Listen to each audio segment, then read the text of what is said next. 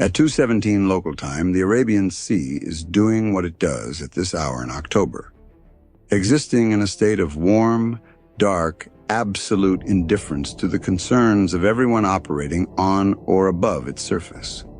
There is no moon. The stars are exceptional, the kind of visibility that exists only when you are 300 nautical miles from the nearest significant light source, which USS John Paul Jones is, the Arabian Sea being generous with darkness and stingy with neighbors at this hour. The water surface temperature is 27 degrees Celsius. The air temperature is 29. The humidity is high enough that the distinction between air and water feels more philosophical than physical. Hull number DDG-53, an Arleigh Burke-class guided missile destroyer, is making 12 knots on a ballistic missile defense patrol track that runs northeast to southwest in a stretch of open ocean that was selected with considerable precision because it offers the optimal geometric coverage of the ballistic missile threat corridors that originate from the Iranian plateau and terminate in the directions that matter to the regional security architecture of the Fifth Fleet area of responsibility. This ship is not here by accident.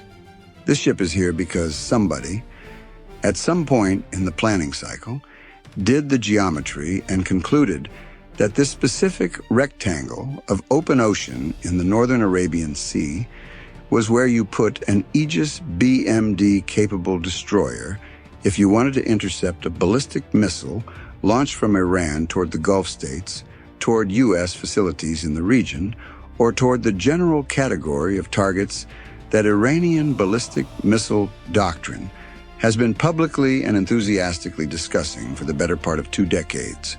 USS John Paul Jones has the AN/SPY-1D phased array radar, the Aegis Ballistic Missile Defense 5.1 combat system, and the SM-3 Block IIA interceptor, a missile that was specifically designed to leave the atmosphere, travel through space, and collide with an incoming ballistic missile warhead at closing speeds measured in the tens of thousands of kilometers per hour, at altitudes measured in hundreds of kilometers, over a target area measured in meters.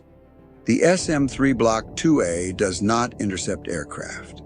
It does not intercept cruise missiles. It exists for exactly one purpose, which is the purpose that is about to become relevant.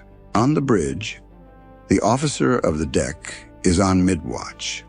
Midwatch is 00 to 04, which is the watch that the Naval Service assigns to people who have done something to deserve it, or who have not done anything to avoid it, the distinction being largely administrative.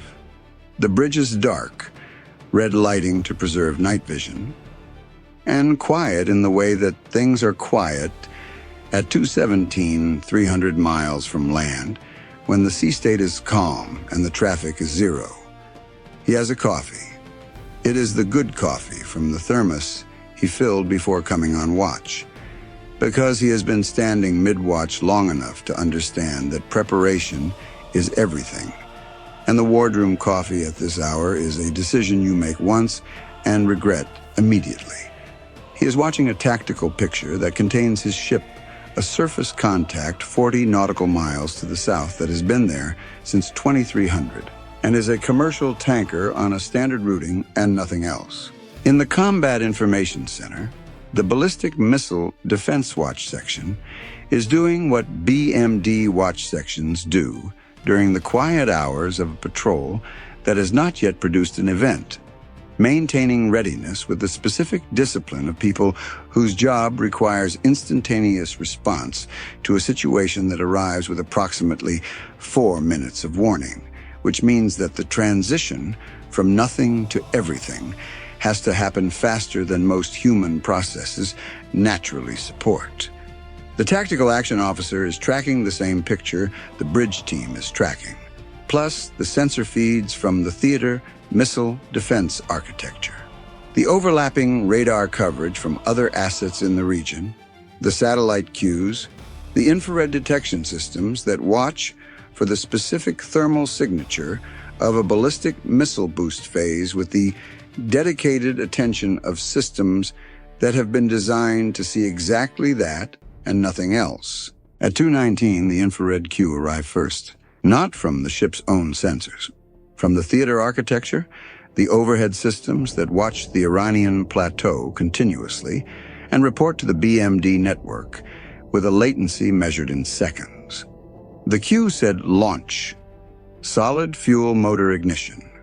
Location: southwestern Iran, approximately consistent with the Shahid Rajeh missile complex, or one of the mobile launcher positions that the Iranian Revolutionary Guard Corps Aerospace Force maintains in the general vicinity of a complex whose precise dispersal pattern the intelligence community tracks with the dedication of people who find the subject professionally important.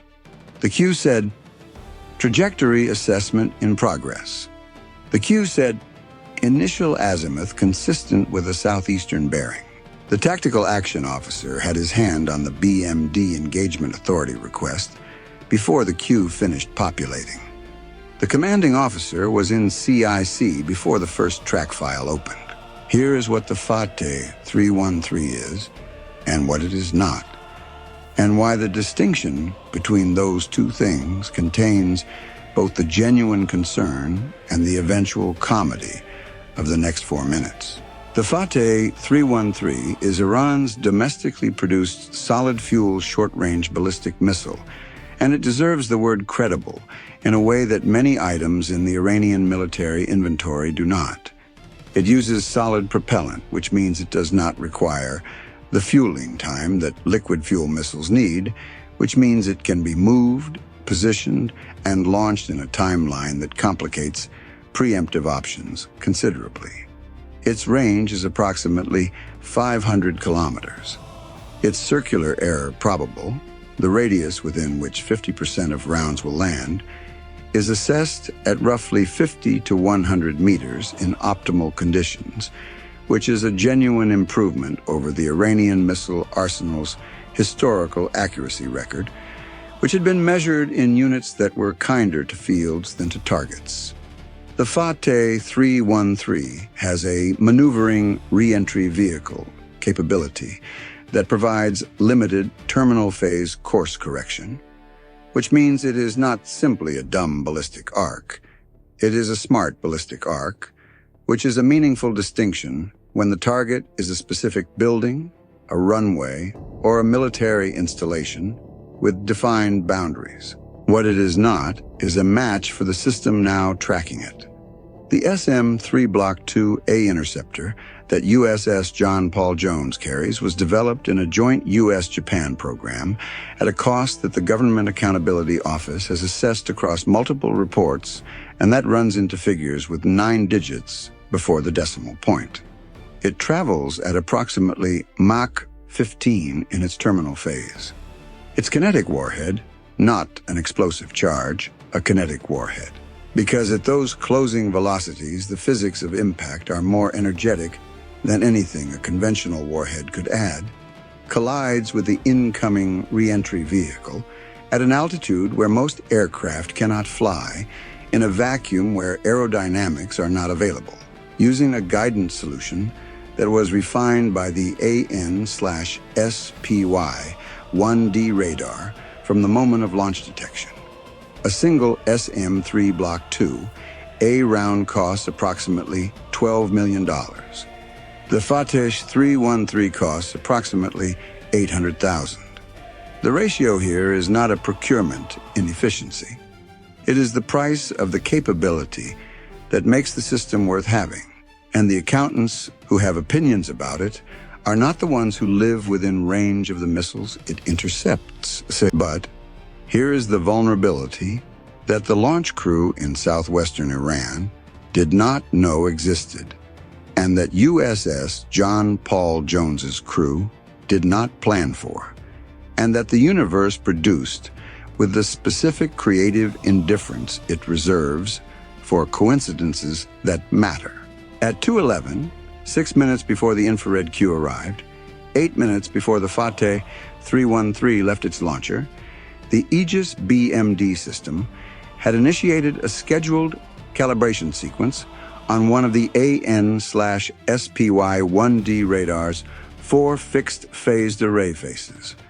The SPY-1D radar works by having 4 faces orient to cover 360 degrees of azimuth, each face covering a 90-degree sector, overlapping at the edges, providing continuous, all-around coverage. During a calibration cycle, one face goes into a reduced emission mode for approximately 11 minutes, while its phase alignment is verified and corrected. The other 3 faces remain fully operational. The ship retains approximately 270 degrees of full capability radar coverage. The calibration had been scheduled for the 2 o'clock window because the BMD threat assessment for that time slot had shown no indicators of imminent launch activity, and scheduling calibration during low-threat windows is standard maintenance doctrine. For exactly the same reason, you do not schedule your car for an oil change when you are in the middle of a highway. The face in calibration was the northeast face. The Fateh-313 had been launched from southwestern Iran on a southeastern bearing. The boost phase would carry it northeast of the launch point before the reentry vehicle separated and arced southeast toward its target. The boost phase thermal signature, the event that the theater infrared architecture had just detected, was occurring in the azimuth sector corresponding to the northeast face, the face that was calibrating, the face that was, for the next 9 minutes, operating at reduced sensitivity. 9 minutes of reduced northeast sector radar sensitivity, 4 minutes of Fateh-313 boost and mid-course phase. The intercept window for SM-3 is mid-course, above the atmosphere, between boost phase burnout and re-entry vehicle descent, the window during which the trajectory is most predictable and the intercept geometry is most favorable. The SPY-1D's reduced northeast face would not be the primary tracking sensor for this intercept. It would be supplemented by the theater architecture's off-board sensor cues. But supplemented by off-board cues and full organic sensor coverage are different things, and the difference matters at the margins. And the margins in ballistic missile defense are exactly where the engineering has to work. The tactical action officer said, BMD engagement, single round, request weapons release. The commanding officer looked at the track, the off-board sensor feed, the calibration status board, and the engagement solution his system had built from the available sensor inputs. The solution was solid. The off-board cues were clean. The track quality was sufficient. He looked at this for approximately 2 seconds, which in the specific accounting of a ballistic missile engagement timeline is a meaningful fraction of the available decision space. He said, weapons free, engage, single short sentences now, because the clock had been running since 2:19 and it was not going to wait for prose. 2:21, SM-3 Block IIA away. The launch sequence from the Mark 41 vertical launch system forward of the bridge takes approximately 1.8 seconds from commit to away. The motor ignition produced a flash visible from the bridge that the officer of the deck logged as ordnance employment, forward VLS BMD engagement.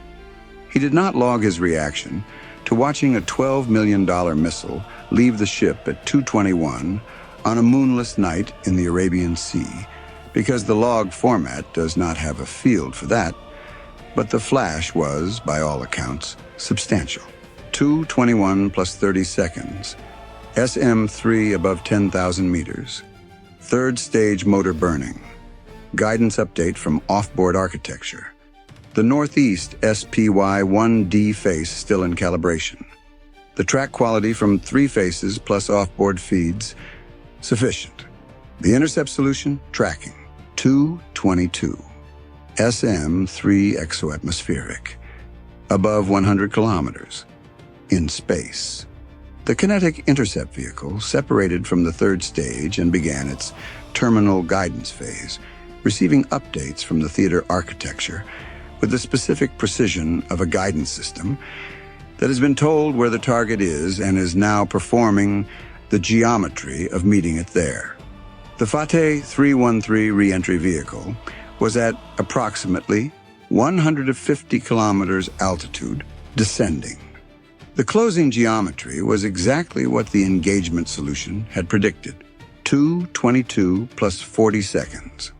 Intercept at 153 kilometers altitude over the northern Arabian Sea, in the specific silence of a vacuum where the physics of a $12 million guidance package meeting an $800,000 reentry vehicle at Mach 15 combined closure speed produce an outcome that requires no warhead, no detonation, no drama, only the application of kinetic energy at a scale that resolves the encounter completely and permanently, scattering debris across a volume of atmosphere that nobody on the ground will ever find, because the Arabian Sea is deep and the debris is small, and the altitude was sufficient. The SPY-1D northeast face completed its calibration at 2:23. It came back online to a threat picture that contained no ballistic missile track, because the ballistic missile track had been resolved 40 seconds earlier. The calibration had been running for 12 minutes. The entire BMD engagement from launch detection to intercept had taken 4 minutes and 40 seconds. The overlap between the calibration window and the engagement timeline was 4 minutes and 40 seconds. The calibration completed 7 seconds after intercept. The margin was 7 seconds in 11 minutes, and it had not mattered because the off-board sensor architecture and 3 SPY-1D faces had been sufficient, because the engagement solution had been clean, because the SM-3's guidance package does not require margin. It requires geometry, and the geometry had been there. The commanding officer looked at the display. The track file was closed. The status board showed 1 round expended, 1 intercept confirmed. He said, "Log it. What's our reload status?" 1 SM-3 Block IIA expended, sir. Remaining inventory within authorized disclosure parameters. Get the reload request to 5th Fleet, and get me the boost phase signature from the launch detection. He sat down. He had a BMD engagement report to write, a weapons expenditure report to file, a reload request to submit, and a command chronology to update. The engagement report alone would run 14 pages, not counting the sensor data annexes. The engagement had taken 4 minutes and 40 seconds. The documentation would take approximately 6 hours. This ratio is the most honest description of modern ballistic missile defense operations available outside a classified briefing, and it is produced here without irony. Now, the intelligence that the Fateh-313 provided on its way to becoming debris at 153 kilometers. The theater infrared architecture had captured the boost phase signature in full. The specific spectral profile of the Fateh-313's solid fuel motor, the burn duration, the burn rate, the exhaust plume temperature gradient. Solid fuel motor signatures are to missile analysts what fingerprints are to investigators. They tell you not just what was launched, but what propellant formulation was used, how mature the production process is, whether the motor was from an early or late production batch. The boost phase data from the 219 launch would be analyzed by the appropriate agencies within 24 hours and would produce a propellant characterization update to the Fateh-313 threat file that had been current but incomplete for 18 months. The re-entry vehicle's maneuvering sequence, the terminal phase course, correction capability that makes the Fateh-313 a credible threat, had been tracked by the off-board sensor architecture during the brief period between re-entry vehicle separation and intercept. The maneuver profile, the correction timing, the delta velocity of the adjustment, all of it captured in the trajectory data that the theater architecture had logged at millisecond resolution. The maneuvering re-entry vehicle's specific correction algorithm, the mathematical signature of how it adjusts its trajectory in terminal phase, was now a known quantity. Knowing the algorithm does not make the interception trivial, but it removes the uncertainty margin that the word maneuvering had been contributing to the threat assessment, and removing uncertainty from a ballistic missile defense problem is worth considerably more than the operational cost of the engagement that produced the data. The electronic warfare suite had collected the Fateh-313's guidance uplink, the brief communication between the missile's guidance system and the launch site during mid-course phase that provides trajectory correction data. The uplink was encrypted in the specific way that Iranian ballistic missile guidance links are encrypted, which is to say competently for a system that the Iranians have been developing since the 1990s.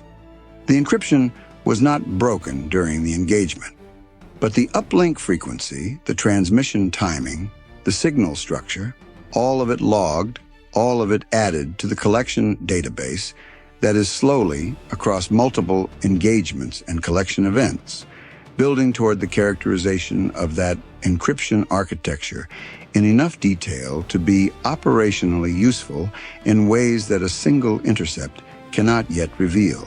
"We got the boost phase signature?" the executive officer asked. "Complete, ma'am. Full spectral profile. Motor burn time confirmed at 84 seconds, which is 4 seconds longer than the previous assessed figure. The propellant formulation looks like an updated batch. The burn rate is slightly higher than the baseline." Updated batch. So they've improved it. Marginally, yes. The CEP improvement, the threat assessment flagged last quarter, is probably real. This motor profile is consistent with improved accuracy. A pause.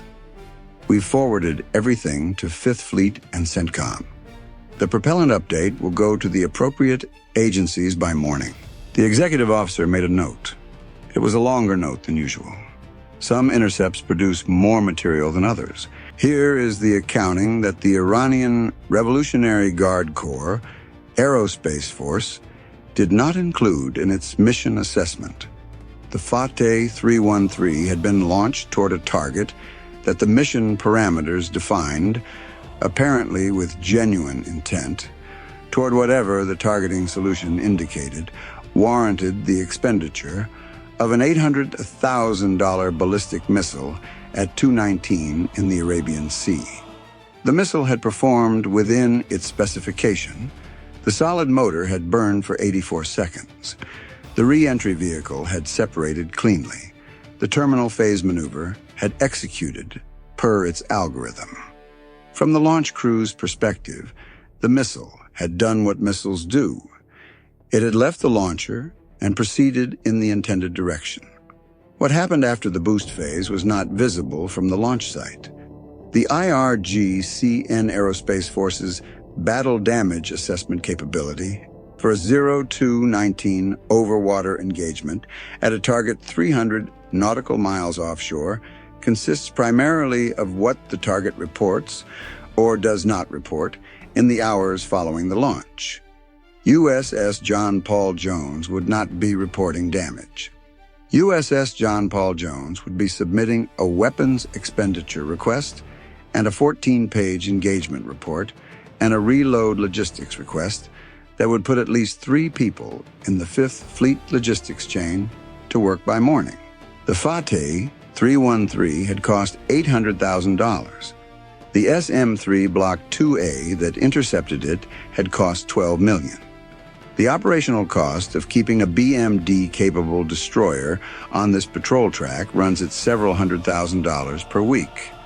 The return on that investment, one less Fateh-313 arriving at whatever the intended target was, plus a propellant characterization update, a re-entry vehicle algorithm profile, a guidance uplink frequency log, and a boost phase signature, for every BMD-capable platform in the theater. The spreadsheet has 2 columns. The numbers in one column are large. The numbers in the other column do not fit in a spreadsheet. The officer of the deck on the bridge had noted the launch flash, the departure of the SM-3, and the return to a quiet tactical picture in the span of approximately 5 minutes. He updated his log. He refilled his thermos from the pre-watch preparation. He watched the dark Arabian Sea produce no additional features of interest. The surface contact 40 miles south was still the same commercial tanker on the same heading. Nothing else had changed in the tactical picture. The mid-watch was 41 minutes from handoff. He had paperwork to complete before then, because BMD engagements generate watch section documentation requirements that do not pause for the remaining 41 minutes of the watch. "Anything else on the threat picture?" he called to CIC. "Negative, sir. Picture is clean. Single launch event, single intercept, no follow-on indicators." Copy. He went back to his log. The thermos coffee was still good. The stars were still exceptional. The Arabian Sea continued its policy of indifference. By 6 a.m. local time, Iranian state media had a carefully worded statement. The IRGC-N Aerospace Force had conducted a successful test launch of the Fateh-313 ballistic missile, demonstrating the operational readiness and technical capability of the Islamic Republic's deterrent forces. The test had been conducted within the framework of the Islamic Republic's sovereign right to self-defense. The missile had performed nominally in all respects. The statement used the word test, which is technically accurate in the sense that every launched missile is a test of the system's operational performance, and technically incomplete in the sense that the specific performance data point most relevant to the launch, what happened at 153 kilometers altitude over the northern Arabian Sea at 2:22 local time, was not included in the statement. The performance data at that point was, from the launch site's perspective, unavailable.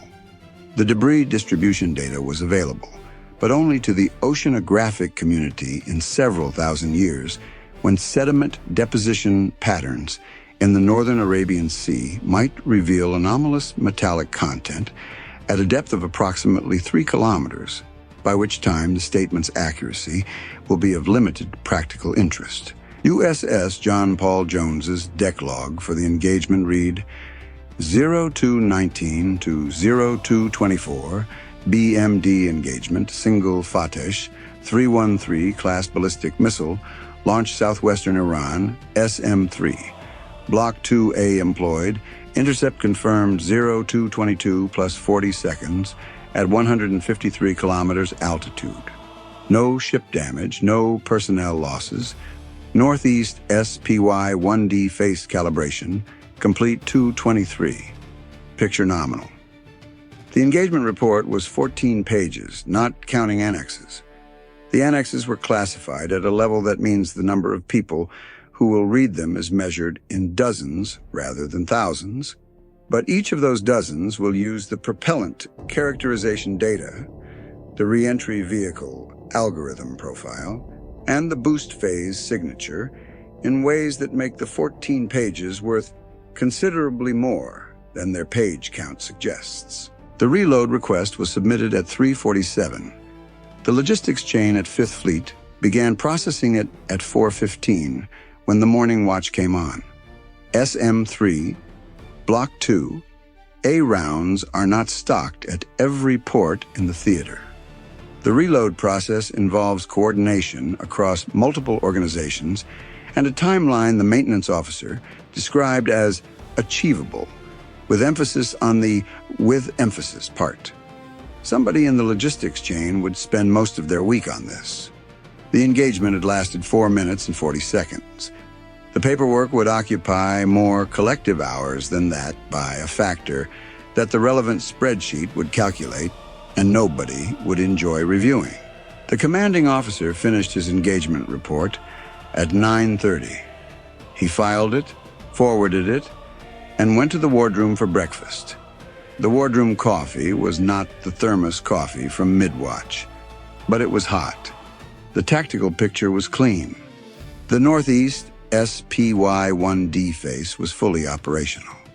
The BMD patrol track continued its northeast to southwest transit in the same rectangle of open ocean that had been relevant at 219 and was now, again, routine.